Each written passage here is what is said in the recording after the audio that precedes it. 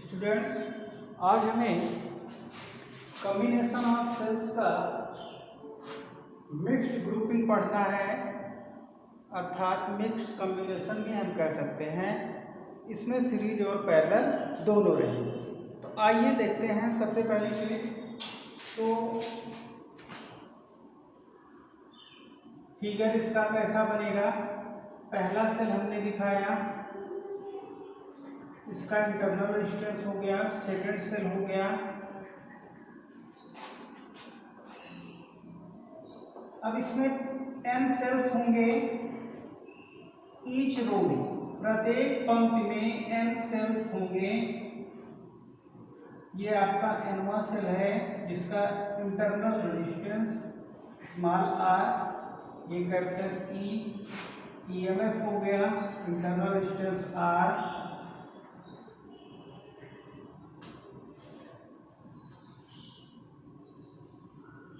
इसी तरीके की सेकंड रो में भी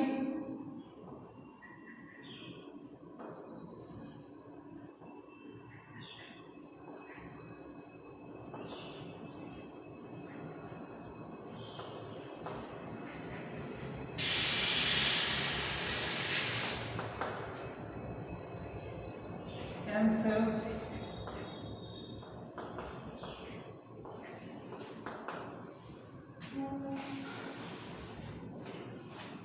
अब n सेल्स के कॉम्बिनेशन की जो ये सीरीज है, कंबाइंड सीरीज है, ये m इसकी रो होगी, m पंक्तियां होंगी।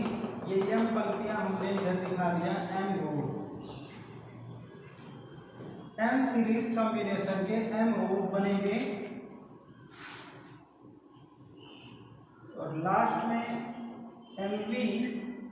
mth रो हम यहां दिखा देते हैं।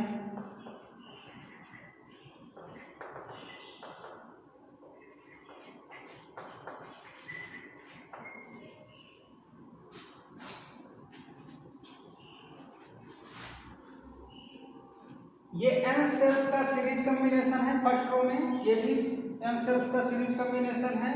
ये बीच में बहुत सारी रोज हैं। ये mth सीरीज है, mth रो है, mv पंक्ति जिसको हम कह सकते हैं। अब ये सभी कंबाइंड हैं पैरेलल, तो सबके पॉजिटिव टर्मिनल एक पॉइंट से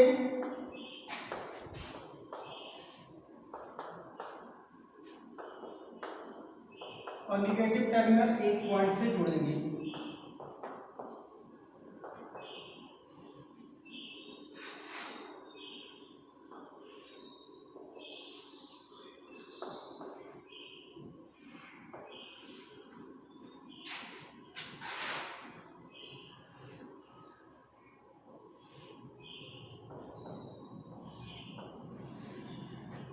और ये जो कॉम्बिनेशन है, ये एक्सटर्नल लोड जो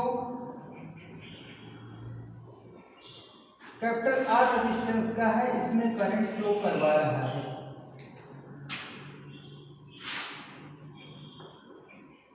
ये current positive terminal to negative terminal flow होगी। तो ये रहा फिगर।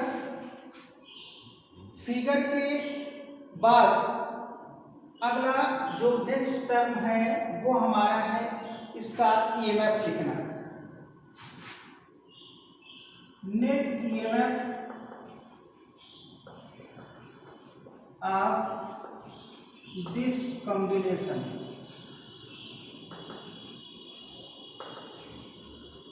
इस कॉम्बिनेशन का नेट EMF लिखा जाएगा तो सबसे पहली फर्स्ट रो का EMF जो होगा वही सभी पैरेलल रो जो n सेलों की सीरीज में कॉम्बिनेशन की बनी है वही होगा। तो पहली रो का जो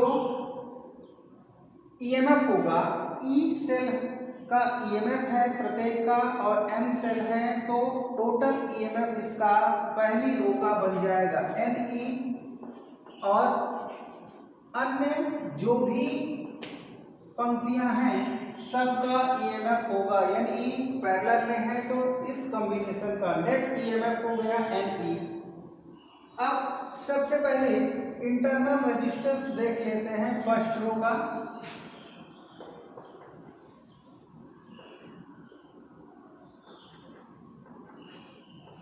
internal resistance of first row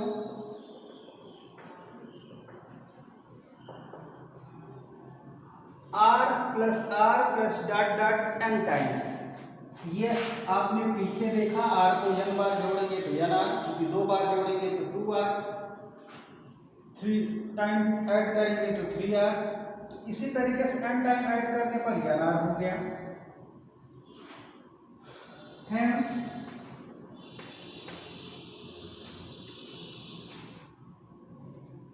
equivalent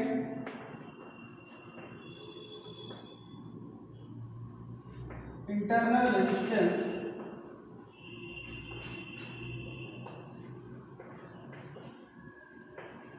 of n rows 1/r(n) is equal to, एक पंक्ति का nr है, nr प्लस 1/nr प्लस कितनी बार जोड़ा जाएगा, m टाइम्स, m टर्म्स तक रहेंगे। यहाँ पर आप m टर्म्स लिख सकते हैं या m टाइम्स लिख सकते हैं।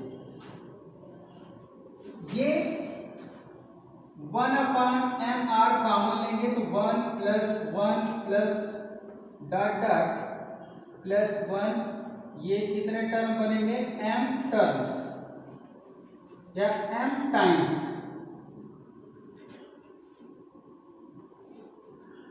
1 को 3 टाइम जोड़ते हैं तो 3, 4 टाइम 4, 5 टाइम 5, m टाइम जोड़ेंगे तो m हो जाएगा।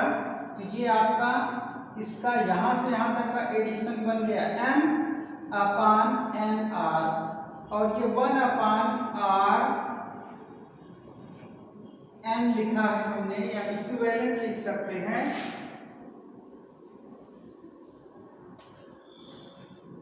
तो इंटरनल रेजिस्टेंस का इक्विवेलेंट निकालेंगे, R equivalent is equal to, ये उलट गया तो ये भी उलट जाएगा, nr/n। ये तो हो गया इस कॉम्बिनेशन का इक्विवेलेंट रेजिस्टेंस हो गया, इक्विवेलेंट इंटरनल रेजिस्टेंस। अब बात आती है सर्किट का equivalent resistance. Now equivalent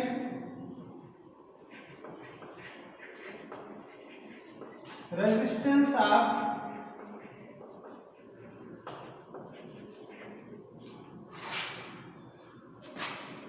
whole circuit.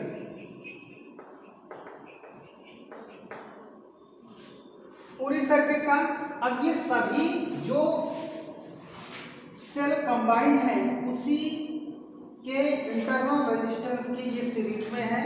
जो इक्विवेलेंट रेजिस्टेंस आया है nr/m, तो ये आपका इक्विवेलेंट रेजिस्टेंस हो गया nr/m प्लस कैपिटल R। तो पहला स्टेप हमारा क्या था, टोटल ईएमएफ अर्थात इक्विवेलेंट इलेक्ट्रोमोटिव फोर्स। सेकंड आपका आया टोटल रेजिस्टेंस या equivalent resistance of this circuit. अब अगली बात आती है करंट। तो हम आगे देखते हैं,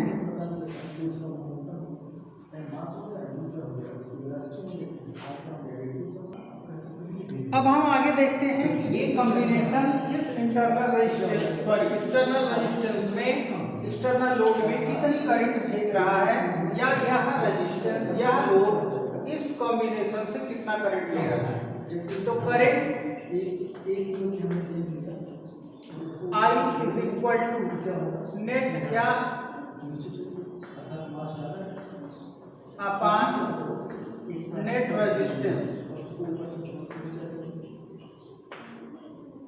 I is equal to net EMF कितना है, एम कैपिटल ई अपान, यहां से इसमें एक टर्म आगे बढ़ते हैं, एलसीएम लेंगे तो M R plus M m हो जाएगा। जहां ये वैल्यू पुट करते हैं नेट क्या इक्विवेलेंट रेजिस्टेंस की NR plus M capital R, ये करंट की वैल्यू आई। अब यहां से हमको वो कंडीशन बतानी है। इसमें हमने बताया था कल भी कि जब हम सेल का कॉम्बिनेशन देखते हैं तो सबसे पहला है कंबाइंड कैसे करेंगे, फिगर कैसा होगा, नेट ईएमएफ कितना होगा, नेट इंटरनल रेजिस्टेंस कितना होगा, टोटल इक्विवेलेंट रेजिस्टेंस कितना होगा, उसके बाद करंट कितनी मिलेगी, फिर करंट की मैक्स वैल्यू की कंडीशन क्या होगी, हम उसको देखते हैं। तो यहाँ पर हम देख रहे हैं कि ये आई है, ये डिपेंड कर रहा है यानी डायरेक्टली प्रोपोर्शनल टू है ईएमएफ के। जितना ज्यादा ईएमएफ वाला सेल होगा उतना ज्यादा करंट बनेगा। और inversely proportional NR plus MR, अर्थात ये डिनोमिनेटर की वैल्यू कम कर दी जाए, हर की वैल्यू कम कर दी जाए तो आई की वैल्यू मैक्स हो सकती है। अब इसी एनआर प्लस एमआर पर डिपेंड कर रहा है। एनआर प्लस एमआर को हम कैसे कम कर सकते हैं, आइए हम आगे देखते हैं। हम एनआर प्लस एमआर को लिख सकते हैं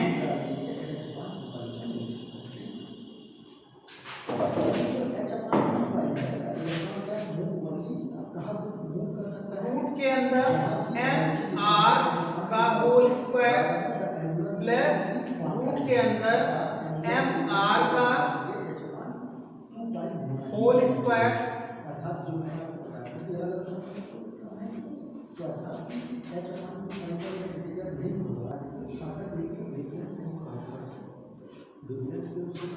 अब ये तो इसके बराबर है। अब यहां पर हम अगर -2 रूट के अंदर NR M कैपिटल R जोड़ दें और इतना ही घटा दें, इतना हमने घटा दिया, इतना ही हम जोड़ दें, M R M R, ये एक फार्मूला बन गया a square plus b square minus 2ab, तो ये a माइनस b का होल स्क्वायर बन गया और ये आगे अगला टर्म इसमें जुड़ा रहेगा। यानी इतने के बराबर इतना हम लिख सकते हैं। अभी हमने कुछ नहीं किया। NR plus MR is equal to, ये आपका बन गया root NR minus root MR का whole square plus 2 NR M capital R।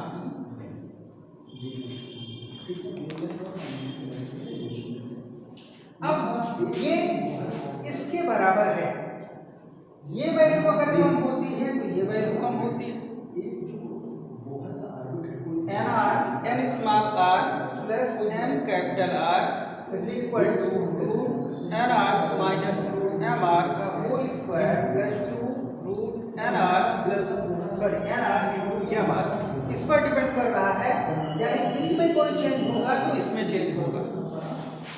हम जानते हैं x इक्वल टू अगर y लिखा गया है, y बढ़ेगा तो x बढ़ेगा, y घटेगा तो x घटेगा, क्योंकि x की वैल्यू अब y पर डिपेंड कर रही है।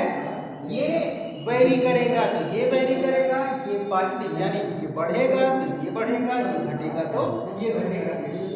अब इस वैल्यू को अगर हम न्यूनतम करना चाहें, मिनिमम करना चाहें तो कितना कम कर सकते हैं? इसको मिनिमम कर सकते हैं 0 के बराबर। अगर ये 0 कर देते हैं तो ये कम हो जाएगा, कम से कम हो जाएगा, और ये कम होगा तो ये कम होगा, क्योंकि ये कम होगा तो आई मैक्स होगा, आई सबसे ज्यादा हमको मिलेगा। तो मिनिमम करते हैं। मिनिमम करने के लिए हमने इसको 0 कर दिया, रूट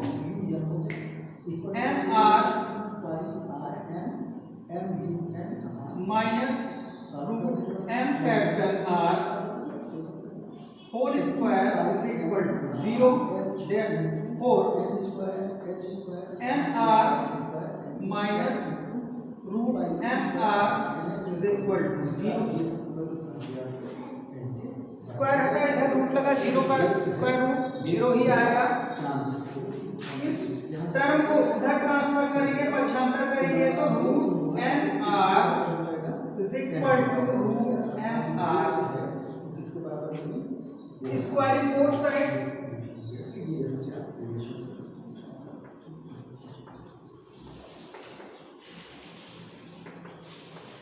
दोनों पक्षों में हमने स्क्वायर कर दिया। N R is equal to N are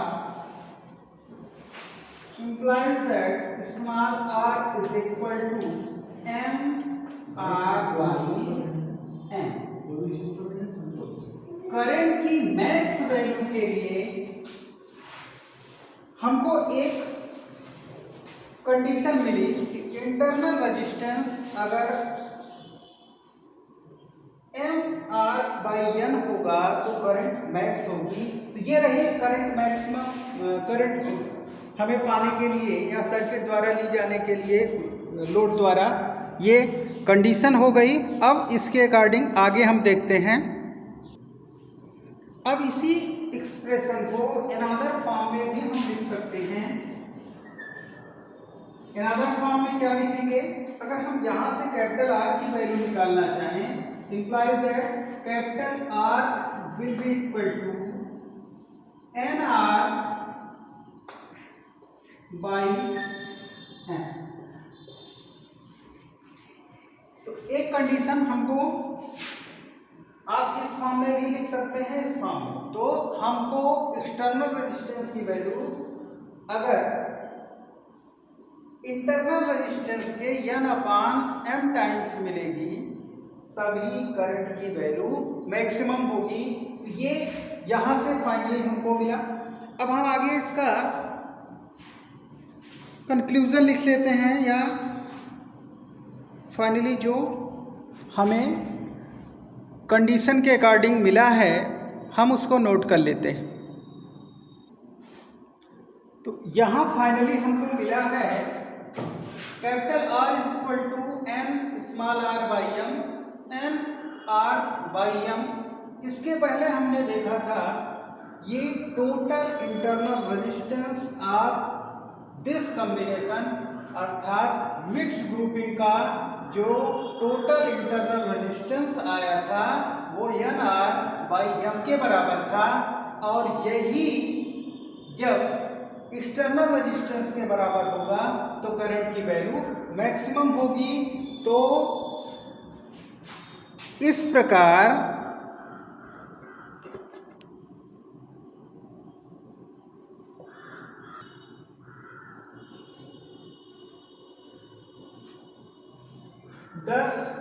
इस प्रकार इन mix grouping the current in the external circuit will be maximum when the internal resistance of the battery is equal to the external resistance. मिश्रित क्रम संयोजन में current का यानी धारा का मान महत्तम तब होगा जब एक्सटर्नल यानी बाह्य प्रतिरोध का मान तुल्य आंतरिक प्रतिरोध के बराबर होगा। तो इस कॉम्बिनेशन द्वारा करंट की मैक्सिमम वैल्यू ली जा सकती है या उस एक्सटर्नल लोड एक्सटर्नल रेजिस्टेंस को दी जा सकती है या एक्सटर्नल रेजिस्टेंस ले सकता है। तो ये शर्त हुई। अब यहाँ से हम चाहें तो कैपिटल R की वैल्यू वहाँ पर रिप्लेस कर सकते हैं, कैपिटल R की वैल्यू यहाँ पर हम रिप्लेस कर सकते हैं। तो जो मैक्सिमम वैल्यू होगी करंट की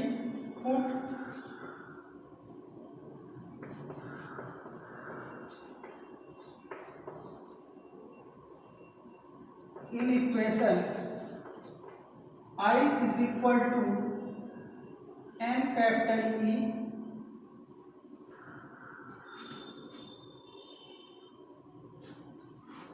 यहाँ पर एक टर्म छूट गया है, ध्यान देंगे।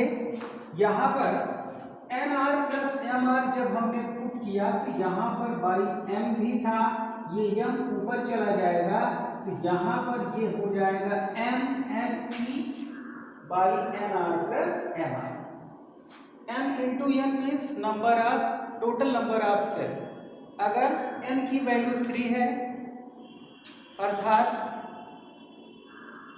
3 सेलों के कॉम्बिनेशन सीरीज कॉम्बिनेशन की 4 पंक्तियां बनी हैं, 4 रोज हैं, तो total number of cell 3 multiply by 4 अर्थात 12 सेल बनेंगे। ये m into N total number of cell यहाँ पर रिप्रेजेंट कर रहा है, दिखा रहा है कि यहाँ पर जब हम वैल्यू पुट करेंगे इसकी तो हम देखते हैं कि हमें क्या मिलता है।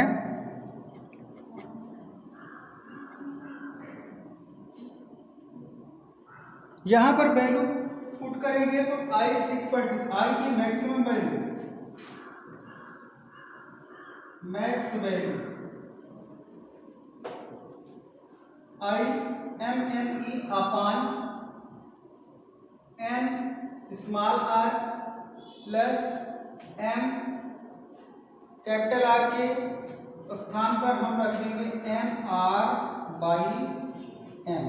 एम से एम कैंसिल हो गया, ये N R plus N R मिलकर के 2nr हो गया और m n e यहां से n से n कैंसिल हो गया, ये बचा आपका m कैपिटल E अपान 2r। तो i की जो मैक्स वैल्यू आई वो आई m e अपान 2r, सॉरी एम ई अपान। तो यहाँ हम इसको दो तरीके से, अगर यहाँ इस तरीके से वैल्यू पुट करेंगे तो यम से यम कैंसिल हो गया, एन आर और एन आर मिल करके 2nr हो गया, एम एन ई अपान 2nr कैंसिल हुआ, ये इस तरीके से। अगर यहाँ आई बराबर आपने I square to n E upon total resistance, total resistance में ये टोटल इंटरनल रेजिस्टेंस है plus external resistance n R plus N R by m plus capital R. यहाँ पर जब वैल्यू पुट करेंगे put n R by m is equal to R, ये हमको वहां से मिला है तो यहां पर ये बन जाएगा I max M E upon N R by capital, sorry N R by small M के स्थान पे कैपिटल आर रख देंगे और ये आर ऑलरेडी है, ये आपका एम ई अपान 2r। ये मैक्सिमम करंट की वैल्यू आई,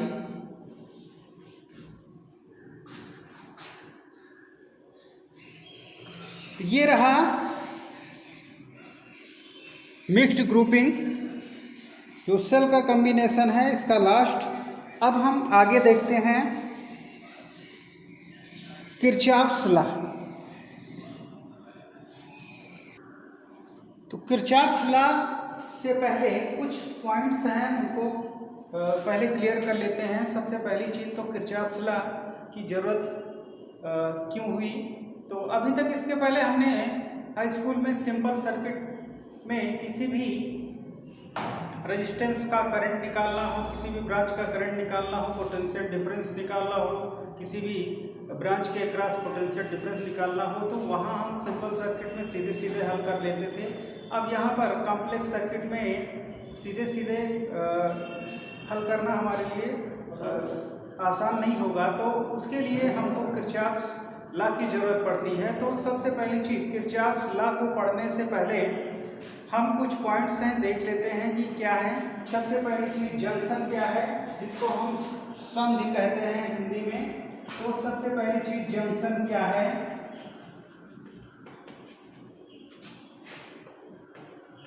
संधि। तो एक ऐसा पॉइंट होगा जहां पर मोर देन तीन से ज्यादा शाखाएं अर्थात कंडक्टर वायर्स मिल रहे होंगे वही ब्रांच कहलाएगा, सॉरी जंक्शन कहलाएगा। तो हम कह सकते हैं कि वह पॉइंट जहां पर दो से अधिक कंडक्टर्स मिल रहे हों या ब्रांचेस मिल रही हैं वही पॉइंट क्या कहलाएगा, जंक्शन। जैसे एक कंडक्टर है ये, यहां से दूसरा कंडक्टर ये जुड़ा है, तीसरा ये जुड़ा है, तो यहां दो से अधिक होंगे तभी ये जंक्शन बनेगा, ये कहलाएगा जंक्शन।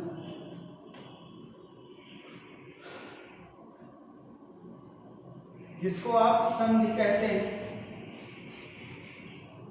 तो संधि वह बिंदु है जहां पर दो से अधिक चालक तार आकर मिलते हैं।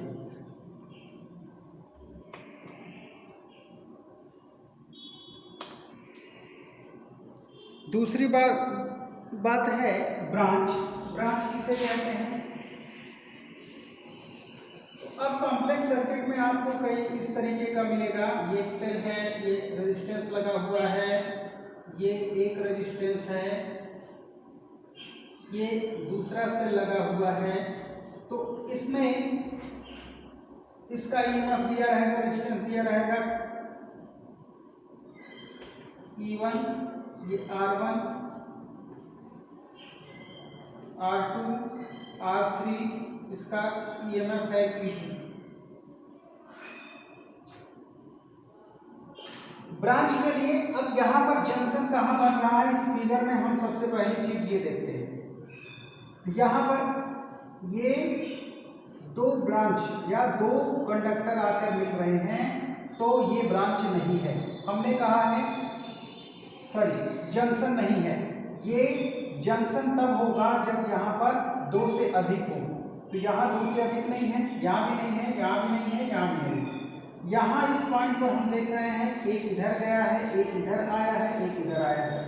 एक जंक्शन यहाँ बन रहा है, एक जंक्शन यहाँ बन रहा है। ये दोनों पॉइंट यहाँ इस सर्किट में जंक्शन बना रहे हैं। जंक्शन से जंक्शन का रास्ता ही क्या कहलाता है, ब्रांच, शाखा कहलाती है। जंक्शन से जंक्शन के जाने का जो भी पाथ होगा, पाथ उस कंडक्टर के थ्रू ही होगा, वो ब्रांच कहलाएगा, शाखा कहलाएगी। तो जंक्शन से जंक्शन तक जाने का इस सर्किट में, इस फिगर में तीन रास्ते हमको दिख रहे हैं। यहाँ से चलकर हम ऐसे जा सकते हैं, ऐसे जा सकते हैं, ये ऐसे जा सकते हैं। तो इस सर्किट में एक जंक्शन ये हुआ, एक जंक्शन ये। कहने का मतलब दो जंक्शन हैं, तीन ब्रांचेज हैं। एक ब्रांच ये है, दूसरी ये है, तीसरी ये है। आप चलने की ही दिशा में आप यहाँ पर आप ऐसे जा रहे हैं तब भी जा सकते हैं, यहाँ से यहाँ आना है तब भी आ सकते हैं, ऐसे जा सकते हैं, ऐसे जा सकते हैं, ऐसे आ सकते हैं, ये है। अब ब्रांच की खासियत क्या होगी? किसी भी ब्रांच में जो करंट की वैल्यू होगी वो सभी इक्विपमेंट अर्थात जो भी इसमें लगे रहेंगे, चाहे वो सेल हो चाहे रेजिस्टेंस हो, उसमें जो करंट की वैल्यू होगी वो सेम होगी। तो यहाँ पर इस ब्रांच में करंट जो दिखाई जाएगी यहाँ से यहाँ तक सेम रहेगी, यहाँ से यहाँ तक सेम रहेगी, यहाँ से यहाँ तक सेम रहेगी। तो ये ब्रांच हो गई। हमने दो चीज क्लियर किया। जंक्शन क्या है? मीटिंग पॉइंट है इसका, ऑल द ब्रांचेस या मोर देन टू ब्रांचेस का, मोर देन टू कंडक्टर का। दूसरा branch, path of the path from the one junction to another junction. एक जंक्शन से दूसरे जंक्शन का जो रास्ता है वही क्या कहलाएगा? ब्रांच कहलाएगा। तीसरी चीज है लूप। लूप कहते हैं क्या? क्लोज मेश भी कहते हैं। लूप अथवा बंद पास ये अब बंद पास क्या है, तो किसी भी सर्किट में इस तरीके से जो सर्किट होगा, ये सर्किट छोटा सा हमने लिखा है, बड़े बड़े सर्किट मिलेंगे। इस सर्किट में किसी एक पॉइंट से आप चलिए जंक्शन से, फिर लौटकर वहां तक चले आइए, वो एक लूप बनाएगा। तो एक लूप यहां पर देखिए, यहां से अगर स्टार्ट करें चलना तो यहां जाएंगे, यहां आएंगे, फिर आएंगे यहां, फिर यहां, यहां से चले ऐसे चलते हुए चले आए। तो ये एक क्लोज मेश बना, एक लूप बना, जो कि हम नाम दे सकते हैं पहला। दूसरा, यहां से चले ऐसे गए, ऐसे आए, फिर यहां पहुंच गए, ये हो गया दूसरा लूप। तीसरा इसमें जंक्शन, तीसरा इसमें जो लूप है वो भी कंसीडर किया जा सकता है। तो यहां से चलकर यहां तक आने का 3 क्लोज पाथ है, बंद रास्ता है। यहां से चलेंगे, फिर यहां से ऐसे आ गए, यहां से चले, फिर यहां ऐसे आ गए, फिर या तो यहां से चले इस तरीके से जा करके फिर यहां आ गए। तो 3 तरीके से हम यहां आ सकते हैं। हमारे चलने का जो चलने की डायरेक्शन हो सकती है, क्लॉकवाइज भी हो सकती है, एंटी क्लॉकवाइज भी हो सकती है। तो क्लॉकवाइज में चलेंगे तो ऐसे, एंटी क्लॉकवाइज में चलेंगे तो ऐसे, यहां से चलेंगे ऐसे या ऐसे चलेंगे। तो हम ऐसे भी चल सकते हैं, ऐसे भी चल सकते हैं, इसमें भी ऐसे चल सकते हैं या ऐसे चल सकते हैं। पूरे कैलकुलेशन के दौरान जो भी हमारी रिक्वायरमेंट होगी गिवन सर्किट में, उसी के अकॉर्डिंग हम लूप तय करेंगे कि कितने लूप बनाना है, कितने लूप में हम चल करके वैल्यू नोट करेंगे, जिससे हमारे जो रिक्वायर्ड वैल्यू है जिसको हमें निकालना है वो हम फाइंड आउट कर सकें। तो इसके लिए हमको आगे मदद मिलेगी जब हम इन छोटी छोटी बातों का ध्यान रखें। तो सबसे पहले किरचॉफ फर्स्ट रूल है।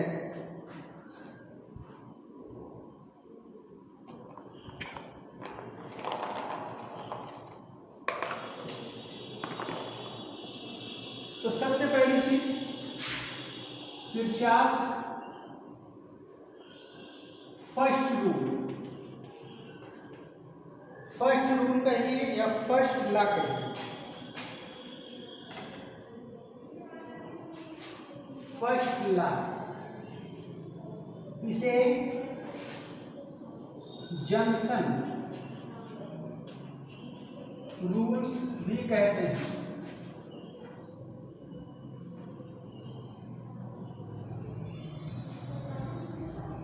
आर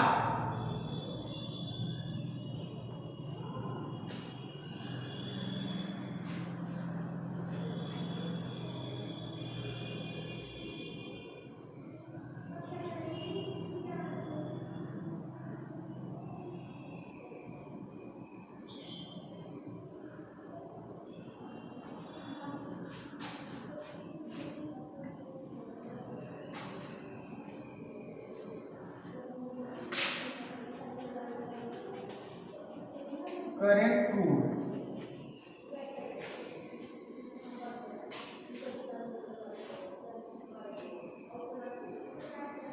तो फर्स्ट लॉ किन नामों से जाना जाता है? जंक्शन रूल, संधि का नियम, आर करंट रूल, धारा का नियम।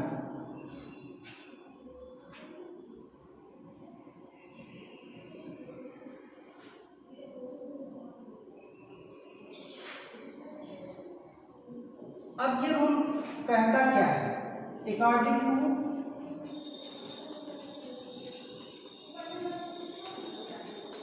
This rule,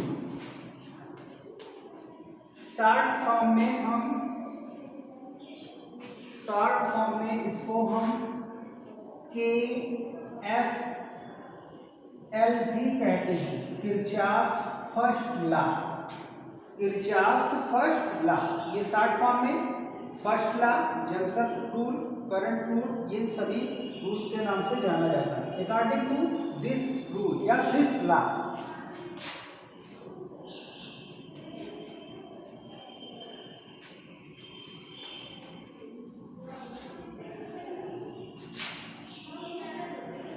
sum of the all currents at the junction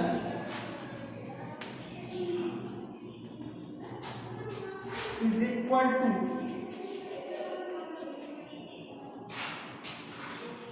zero.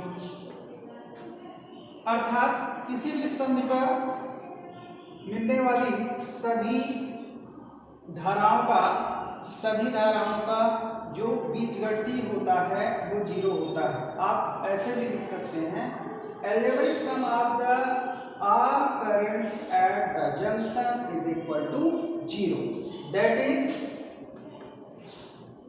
Sigma I is equal to zero. अब यहाँ पर सबसे पहली चीज हम एक फिगर दिखाएंगे। एक फिगर हमने लिया, इसमें कई ब्रांचेज हैं जो एक पॉइंट पर मिल रही है। साइन प्रॉपर्टी क्या होगी हमारी, क्योंकि किसी भी पॉइंट पर एक ही क्वांटिटी का सम जीरो आ रहा है तो जाहिर सी बात है वो क्वांटिटी डायरेक्शन के अकॉर्डिंग जोड़ी जा रही है, कुछ उसकी वैल्यू पॉजिटिव हो रही है, कुछ उसकी वैल्यू निगेटिव हो रही है, तभी उसका सम जीरो आ रहा है। तो पॉजिटिव और निगेटिव कब होता है हम यहाँ पर देखेंगे। तो हमने एक फिगर दिया, इसमें एक करंट दिखाया I1, यहाँ पर I2 और ये करंट इधर आ रही है। I3 हमने दिखा दिया जा रही है, I4 भी जा रही है, I5 आ रही है। तो जो साइन प्रॉपर्टी हम लगाएंगे इस जंक्शन पर वो होगा, जो करंट जंक्शन की ओर आएगी उसको पॉजिटिव साइन के साथ हमको प्लस करना है, जोड़ना है। जो जंक्शन से दूर जा रही होगी, जिस ब्रांच में एरो जंक्शन से बाहर आउटवर्ड डायरेक्शन में होगा उसको निगेटिव साइन के साथ जोड़ेंगे। जो जंक्शन के अंदर की ओर होगा उसको हम पॉजिटिव साइन के साथ जोड़ेंगे। According to this figure,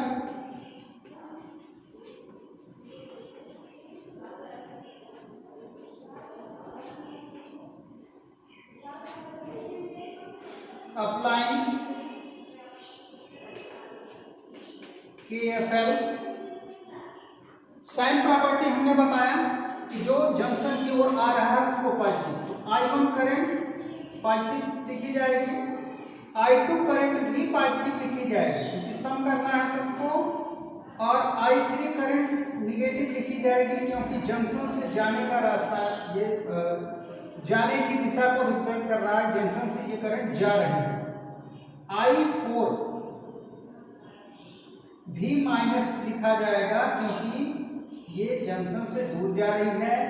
I5 junction की ओर आ रही है तो हम इसको पॉजिटिव लिखेंगे I5। ये सब का सम हो गया साइन प्रॉपर्टी के अकॉर्डिंग और ये होगा जीरो। अब इसमें हम अगर ट्रांसफर करना चाहें उधर जो भी निगेटिव हैं टर्म्स, तो पॉजिटिव टर्म्स इधर लिखे जाएंगे, I1 plus I2 plus I5 is equal to I3 plus I4। यहां से एक बात सामने और आई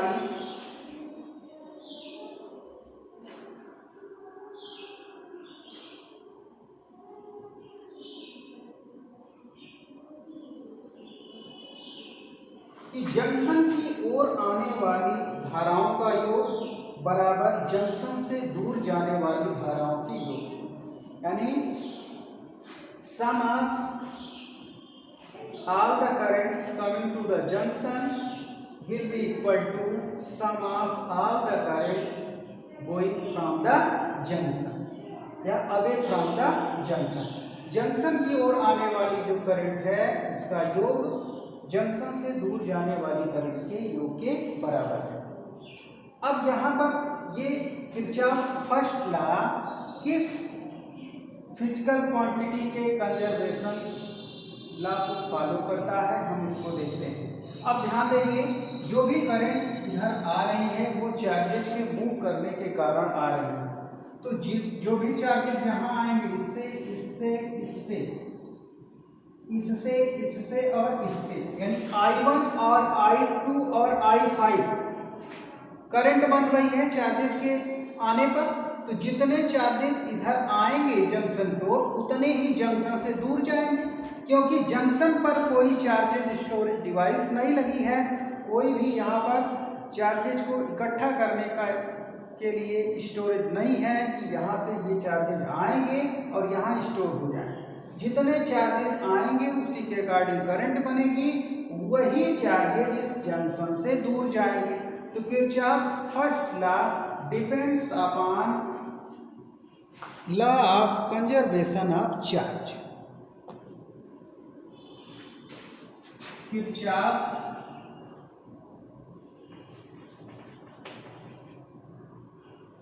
first law depends upon law of conservation of charge. ये रही बात, किरचॉफ का जो फर्स्ट लॉ है वो आवेशों के संरक्षण सिद्धांत को फॉलो करता है, उसका पालन करता है। अब हम एक एग्जांपल देख लेते हैं। एग्जांपल है हमारा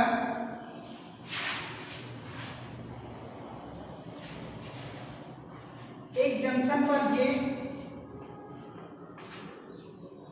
यहाँ पर जंक्शन पर I वैल्यू लिखी है, यहाँ पर 4 एम्पियर है, यहाँ पर 3 एम्पियर है, यहाँ पर 2 एम्पियर है। तो यहाँ पर इस फिगर के अकॉर्डिंग हमको करंट I की वैल्यू कैलकुलेट करना है, यानी find the value of I from this circuit. तो हम क्या करेंगे, applying KFL eight the junction, यहां पर इस जंक्शन का नाम O रखेंगे, O। अब according to KFL sum of all the currents at the junction will be equal to 0। तो जंक्शन की ओर आने वाली जो साइन प्रॉपर्टी है वो जंक्शन की ओर आने वाले करंट को पॉजिटिव के साथ, जंक्शन से दूर जाने को निगेटिव के साथ हम प्लस करेंगे, ऐड करेंगे और उसका इक्वल 0 दिखाएंगे। तो जंक्शन की ओर 3 एम्पियर आ रही है, 4 एम्पियर आ रही है, 2 एम्पियर जा रही है, तो निगेटिव साइन के साथ I जा रहा है, निगेटिव साइन के साथ ये इज इक्वल टू 0। 4 प्लस 3 ये हो गया 7 ampere minus 2 ampere minus I is equal to 0। 7 minus 2 5 ampere minus I is equal to 0। Therefore 5A is equal to I। Finally I is equal to 5 ampere, यानी जो current I की value है वो 5 ampere है। 5 ampere current इससे जा रही है। तो ये रहा आज का। नेक्स्ट वीडियो में हम किरचॉफ सेकंड लॉ देखेंगे। Thank you for watching.